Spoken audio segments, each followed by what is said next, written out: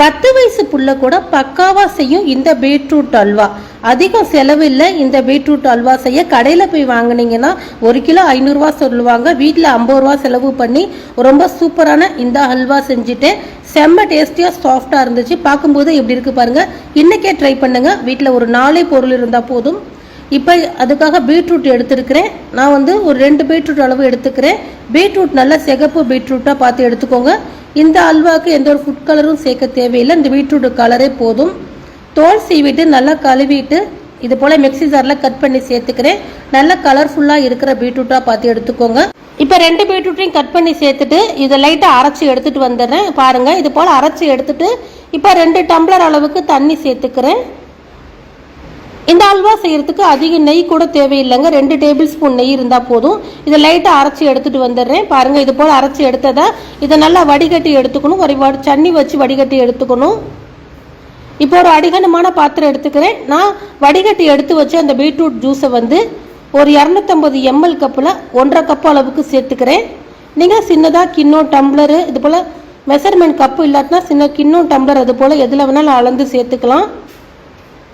இப்போ 1.5 கப் அளவுக்கு சேர்த்துருக்கேன். 1.5 கப்பு பீட்ரூட் ஜூஸுக்கு 1/2 கப் அளவுக்கு கார்ன்ஃப்ளவர் மாவு சேர்த்துக்கணும். அதே கப்பில் 250 ml கப்பில் 1/2 கப் அளவுக்கு சேர்த்துக்கிறேன். 1/2 கப் அளவுக்கு கார்ன்ஃப்ளவர் மாவு சேர்த்துட்டு கட்டிகள் இல்லாமல் நல்லா மிக்ஸ் பண்ணி கொடுத்துக்கணுங்க. நான் இன்னும் அடுப்பில் எடுத்து வைக்கல. இது போல் நல்லா மிக்ஸ் பண்ணிவிட்டு இதில் இனிப்பு சுவை தூக்கி கொடுக்கறதுக்காக ஒரே ஒரு பிஞ்ச் மட்டும் உப்பு சேர்த்துக்கிறேன். தூள் உப்பு சேர்த்துட்டு நல்லா மிக்ஸ் பண்ணிக்கிறேன். இது போல் மிக்ஸ் பண்ணிவிட்டு இப்போ அடுப்பில் எடுத்து வச்சுக்கிறேன். அடுப்பில் வச்சுட்டு அடுப்பை மீடியமாக வச்சு நல்லா மிக்ஸ் பண்ணி கொடுத்துட்டே இருங்க. நான் இன்னைக்கு கரண்ட் அடுப்பில் தான் செய்கிறேன். நீங்கள் கேஸ் ஸ்டவ்வில் செஞ்சீங்கன்னா அடுப்பை மீடியமாக வச்சு மிக்ஸ் பண்ணி கொடுங்க. கை விடாமல் மிக்ஸ் பண்ணணுங்க. இதுதான் மெயின். கை விடாமல் ஒரு மிக்ஸ் பண்ணி கொடுத்துட்டே இருந்தீங்கன்னா ஒரு 3 நிமிஷத்தில் நல்லா திக்காய் வந்துடும். இது போல் நல்லா திக்காய் வந்துடும். பாருங்கள், இந்த அல்வா ரொம்ப குயிக்காக செஞ்சிடலாம். அதாவது ஒரு 10 நிமிஷத்தில் இந்த அல்வா ரெடி பண்ணிடலாங்க. எந்த அளவுக்கு திக்காய் வந்துருச்சு பாருங்கள் அல்வா. பீட்ரூட் ஜூஸில் செய்கிறோமே பீட்ரூட் வாசம் அடிக்குமான்னு நினைக்காதீங்க. கொஞ்சம் கூட பீட்ரூட் வாசமே இல்லைங்க. செய்து முடித்து சாப்பிட்டு பார்க்கும்போது துளி கூட பீட்ரூட் வாசம் இல்லை. நல்லா மிக்ஸ் பண்ணிட்டேன். இந்த அளவுக்கு திக்கானவுடனே இப்போ இதில் சர்க்கரை சேர்த்துக்கிறேன். அதே கப்பில் 3/4 கப் அளவுக்கு சர்க்கரை சேர்த்துக்கிறேன். இது மீடியம் இனிப்பாக இருந்துச்சு. உங்களுக்கு நல்ல இனிப்பு வேணும்னா நீங்கள் 1 கப் அளவுக்கு கூட சேர்த்துக்கலாம். 250 ml கப்பில் நான் 3/4 கப்பு சேர்த்துருக்கேன். எனக்கு கொஞ்சம் இனிப்பு மீடியமாக வேணுங்கிறதுக்காக அப்படி சேர்த்துருக்கேன். உங்களுக்கு நல்ல இனிப்பு வேணும்னா 1 கப்பு தாராளமாக சேர்த்துக்கலாம். நீங்கள் வெள்ளை சர்க்கரைக்கு பதில் நாட்டு சர்க்கரை கூட சேர்த்துக்கலாம். இப்போ 2 டேபிள் ஸ்பூன் அளவுக்கு நெய் எடுத்திருக்கேன். 1 டேபிள் ஸ்பூன் இப்போ சேர்த்துக்கிறேன். சேர்த்துட்டு நல்லா மிக்ஸ் பண்ணிக்கிறேன். சர்க்கரை நல்லா கரைஞ்ச உடனே நெய் சேர்த்துக்கணும். இது போல் நல்லா மிக்ஸ் பண்ணிவிட்டு ஒரு 5 நிமிஷம் கிளறி கொடுத்துட்டே இருக்கணும். அப்போ லைட்டாக நல்லா சுருண்டு வரும். இப்போ ஏலக்காய் ஒரு 3 ஏலக்காய் தட்டி சேர்த்துக்கிறேன். அந்த விதையை சேர்த்துக்கிறேன். ஏலக்காயோட விதையை, ஏலக்காய் தூள் இருந்தாலும் நீங்கள் சேர்த்துக்கலாம். ஏலக்காய் சேர்த்துட்டு நல்லா மிக்ஸ் பண்ணி கொடுத்துக்கிறேன். அடுப்பை மீடியமாக தான் வச்சுக்கணும். பாருங்கள், இது போல் நல்லா சுருண்டு வரணும். வந்தோடனே மீதம் இருக்க அந்த லாஸ்ட்டாக அந்த 1 டேபிள் ஸ்பூன் நெய்யும் சேர்த்துக்கிறேன். சேர்த்துட்டு லைட்டாக ஒரு 30 செகண்ட் மட்டும் மிக்ஸ் பண்ணி கொடுத்துட்டு ஸ்டவ் ஆஃப் பண்ணிடணும். பாருங்கள், இது போல் மிக்ஸ் பண்ணும்போது நல்லா சொலண்டு வரணும். சட்டியில் ஒட்டாமல் இது போல் நல்லா சொலண்டு வந்துச்சுன்னா ரெடி ஆயிடுச்சுன்னு அர்த்தம். இப்போ ஸ்டவ் ஆஃப் பண்ணிட்டு எடுத்துக்கிறேன்.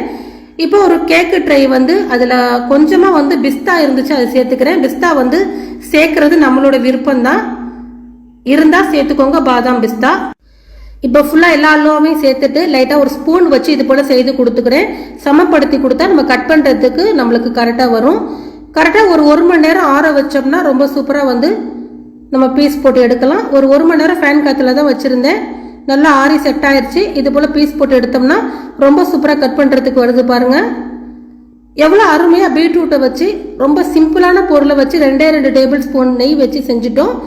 இந்த அல்வா கடையில் வாங்கினீங்கன்னா அவ்வளோ விலை வருங்க. வீட்லேயே சிம்பிளாக செம்ம டேஸ்டியாக குழந்தைங்களுக்கு லீவு நேரத்தில் செய்து கொடுக்கலாம். இந்த அல்வா செய்யறதுக்கு அதிகமாக நெய் அது போல் எதுவுமே தேவையில்லை. 2 டேபிள் ஸ்பூன் நெய் வச்சு எவ்வளோ சூப்பரான அல்வா செஞ்சுட்டேன்.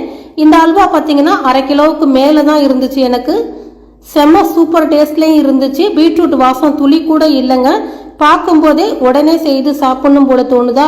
அப்போ இன்றைக்கே உங்கள் வீட்டில் பீட்ரூட் கார்ன்ஃப்ளவர் மாவு 2 டேபிள் ஸ்பூன் நெய் சர்க்கரை இருந்தால் செய்து கொடுத்து அசத்துங்க உங்கள் குழந்தைங்களுக்கு. இதை பிச்சு காட்டுறேன் பாருங்கள் எந்த அளவுக்கு சாஃப்டாக இருக்குதுன்னு.